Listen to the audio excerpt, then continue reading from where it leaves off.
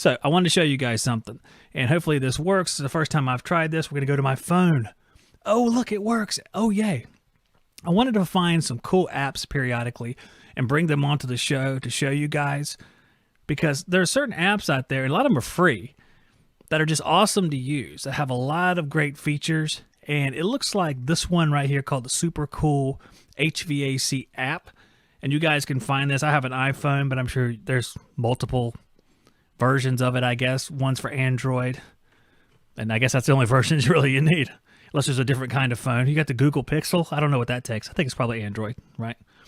So the Super Cool HVAC app, and for the benefit of those on the podcast, I'm going to be reading out some of the things that it does.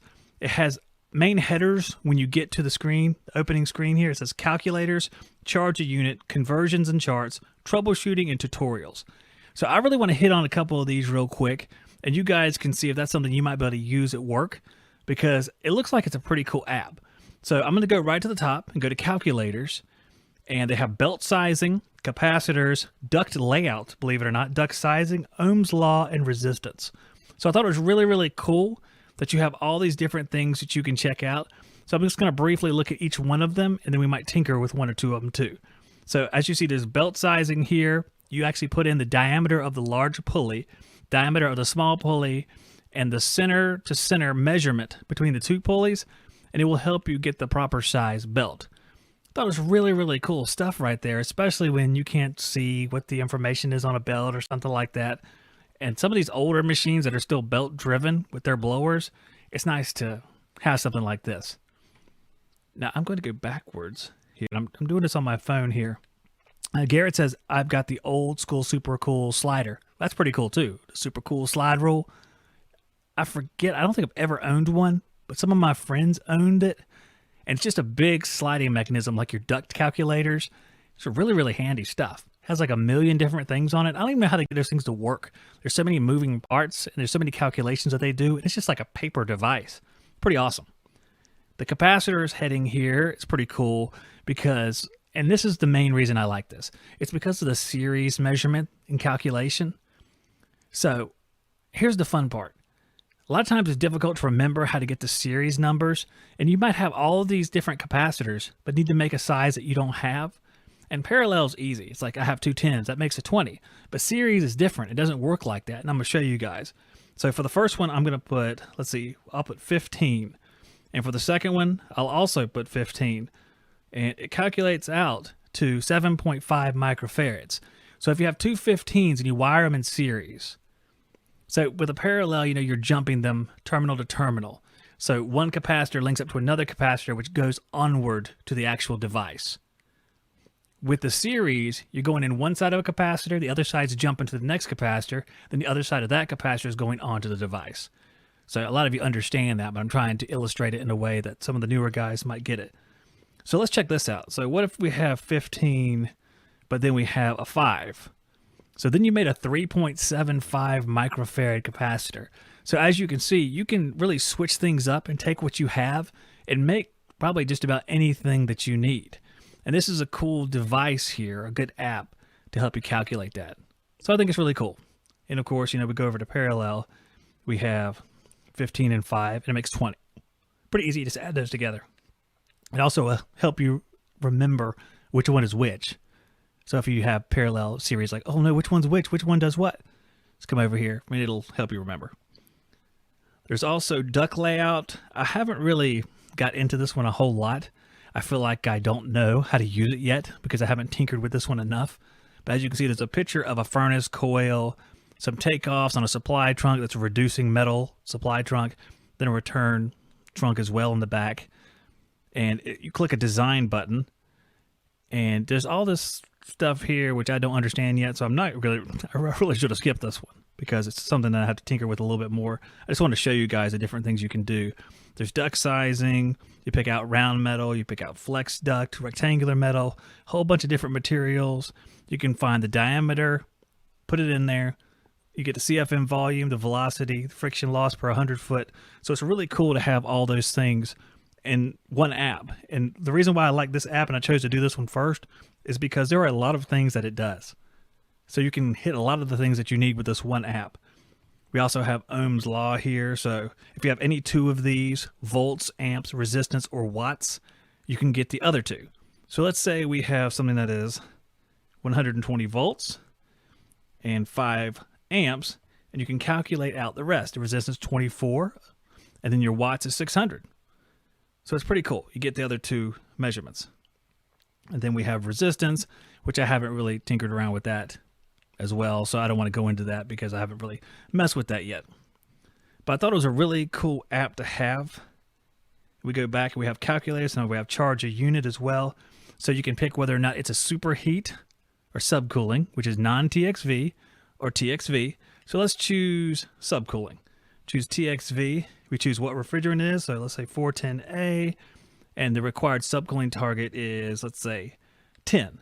We go to the next step, and we can take the liquid line PSIG. Let's say it was, let's move it around. Let's tinker with it a little bit. Let's say it's 313.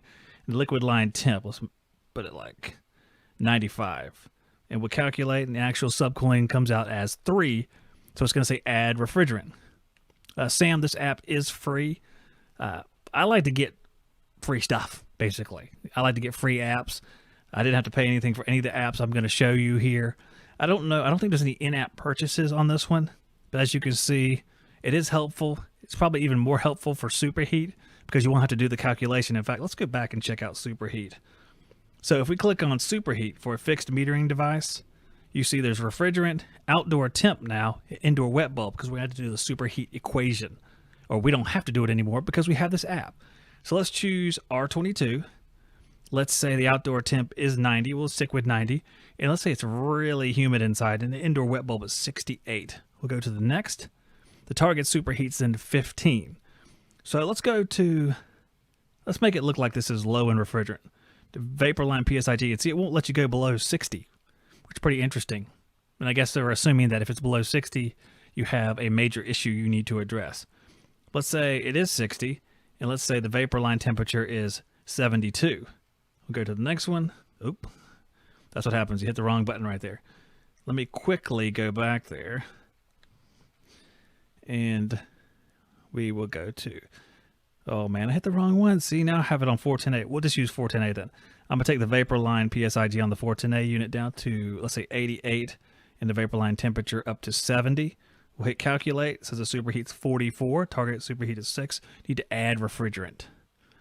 So pretty helpful, especially I think for new guys and stuff. I mean, this isn't measure quick by any stretch of the imagination, but if you have Yellow Jacket Series 41 gauges, this could be like your measure quick to get you started into understanding the whole process of charging, the whole process of figuring out what capacitors can do when you're in a bind. It's always helpful. Conversions and charts, we have duct length, duct velocity, formulas and conversion, heat strip guide, psychometric chart, PT charts, sheet metal specs, temperature, and wet bulb. Now, we don't have enough time to go through all of these, but if you want to get the app and tinker with it, you can go through all of them in your own time. There's a troubleshooting here, airflow for AC, airflow for electric heat, airflow for gas heat, compressor windings, diagnostic chart, TXV or EXV.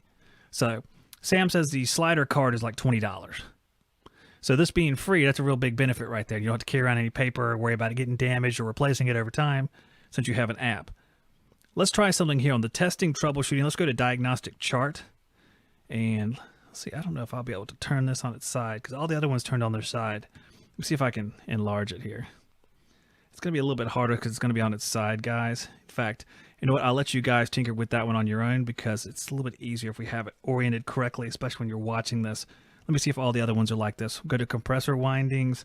Let's go to single phase. And here, that's pretty cool too. So it'll let you measure the resistance between 3 windings and calculate. So let me try something. I'm just going to put some random stuff, guys, so don't judge me here. I'm going to put 5 for all of them like it's 3-phase. Calculate. It says bad windings. Pretty cool. Pretty cool right there. So you can tell if it has bad windings or not. And you won't have to do any thinking besides just measuring the ohms between the windings. So that's pretty cool. And these sort of things, these apps and stuff like this is just something that I stumbled across. It's not like a sponsor thing. It's something I want to try to find little gems like this so I can pass them along to you guys. I never used this app. I located this thing and started to play around with it and realized that it's a really, really cool thing to have. And before I click off of it, let's go to tutorials. Oh, this is going to be on the internet. Page not found. All right, so I don't know about that. I don't know about the tutorials. So maybe that's going to be something that, I don't know, doesn't work out for us. So I just wanted, that's the super cool HVAC app. Super cool HVAC app. I thought it was really, really neat. If you want to watch more videos just like this one, click on this playlist. And if you want to see a new video you might not have ever seen before, check out this one right down here. And if you want to find out more about the sponsors that make this show possible, you can click on this box right here. And of course, if you aren't subscribed, please click here to do so.